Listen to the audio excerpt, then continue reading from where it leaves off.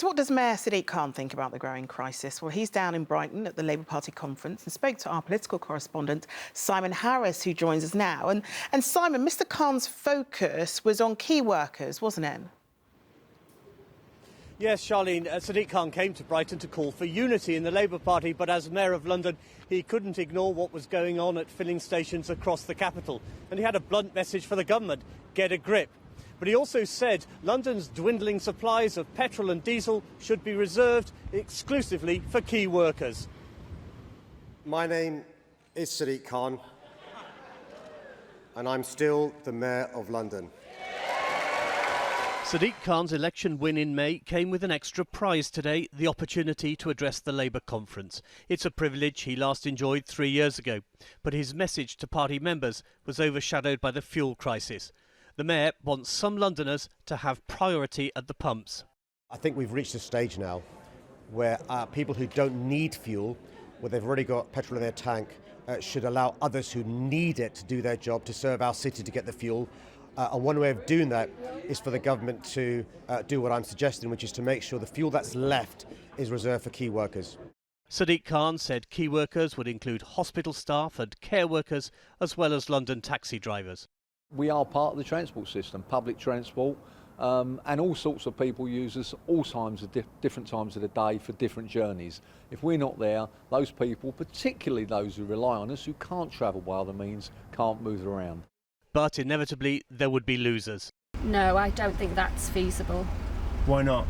I just think the world would stop functioning. Not everyone will need it. Like if you have an emergency, what I suggest, like if there is like some petrol stations only for the key workers and they give them, like they direct them. Later, the Mayor spoke at a conference fringe meeting for London's business leaders. All agree something needs to be done to end the shortages, but a priority list has drawbacks. The challenge is, how do you draw up that list? How do you decide who should get the petrol? How do you deal with somebody who may have a domestic or other emergency situation that requires them to be able to get around in their car? So I think it's a good objective, difficult to do in practice.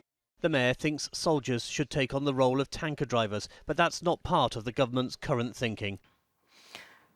Simon, do we know how big a problem this is in London at the moment? Well, the Mayor says his officials at City Hall are talking to the fuel companies and to the Department for Transport, and as far as he's concerned, the situation is getting worse, not better. On the plus side, it seems that Transport for London and the emergency services have all the fuel they need, so there's no immediate threat to the police, fire and ambulance services or to London buses, apart from the obvious one of being caught up in the gridlock as people queue at petrol stations. The government, as Rags said earlier, is continuing to monitor the situation. It insists there is no shortage of fuel and drivers should only fill up their tanks when they need to. Charlene. Simon, thank you. But first, Wes Streeting, the MP for Ilford North, was given a standing ovation at the Labour Party conference earlier after speaking about his recent treatment for cancer. The 38-year-old announced in May that he was stepping back from frontline politics after being diagnosed with kidney cancer. Back to full health and back on the day job. He's been speaking to our political correspondent, Simon Harris, about his ambitions and hopes for the party. When Wes Streeting walked onto the stage at the Labour conference, he wanted to share some personal news. Thanks to the NHS, I'm cancer-free, fighting fit and back in action. The East London MP was promoted to the shadow cabinet in May, but a week later, doctors told him he had kidney cancer. Like lots of families have had to deal with the pandemic, but then to get a cancer diagnosis in the middle of all of that was, slightly terrifying, despite the reassurance that they'd caught it early and I was going to be okay. Going through surgery in COVID-secure hospitals without my family and partner being able to be around, it was a difficult and challenging time. Wes Streeting, Labour Party. Wes Streeting was elected MP for Ilford North in 2015. On his first day in Parliament, he recalled a visit during the election campaign to his old school. One of my teachers helpfully reminded me that in his first lesson as a teacher at the school, I'd said I really need to get good grades to go to university so I could be Prime Minister. He says cancer has made him think about his priorities and what he wants to achieve in politics. I'm cancer-free, but I've only got one kidney, so I've got to be a bit more sensible about diet and exercise. I'm having to make some adjustments, and I'll be honest, the busy life of an MP doesn't always lend itself to the healthiest food choices, so I've got to be a bit more sensible about things like that. Streeting, who says his ambition now is to see Sir Keir Starmer in Downing Street, is regarded as one of Labour's rising stars. We're all heartbroken when Wes was diagnosed with cancer. He took time out, and it's just lovely to see him back on his feet. He's got his mojo back, but also him delivering that speech on the floor of conference wasn't easy. He did a great job, and I'm so proud of him. So let's work together, fight together and win together to give every child the best start in life. Thank you, conference. Wes Streeting, who's Labour's Shadow Secretary for Child Poverty, thanked delegates for their support during his illness. He was given a standing ovation. Simon Harris, ITV News, Brighton. Sir Keir Starmer said today he could provide the leadership this country needs. Speaking at the Labour Party conference, the MP for Holborn and St Pancras set out new policies, criticised the current Prime Minister, while also talking personally about his own background and values.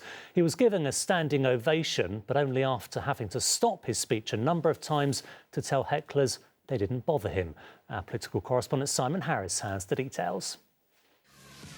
At a Labour Party conference packed with Labour Party members, the Labour Party leader should need no introduction, but he got one anyway from Baroness Doreen Lawrence. I'm proud to call Keir my friend, and I'm proud to work with him as leader of the Labour Party. And I'm proud to introduce him to you now. This was a chance for Sir Keir Starmer to sell himself as a future Prime Minister. He spoke of his parents. His father was a toolmaker, his mother a nurse who needed other nurses to keep her alive when she became ill. But that's not just a job, it's a calling. So when I think... At that point, someone in the audience began to shout.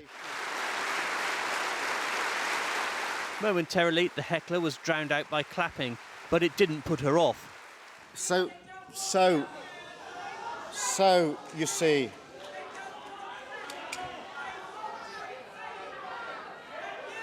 shouting slogans or changing lives, conference. More applause masked the interruptions, but as soon as Sir Keir began speaking again, so did the shouting. Family life taught me about the dignity of work and the nobility of care. Keen-eyed TV viewers might just have recognised one of the hecklers. Her name is Carol Vincent, who's from East London. She's probably best known as a contestant in Big Brother in 2007. Please don't speak to me. Please do not speak to me.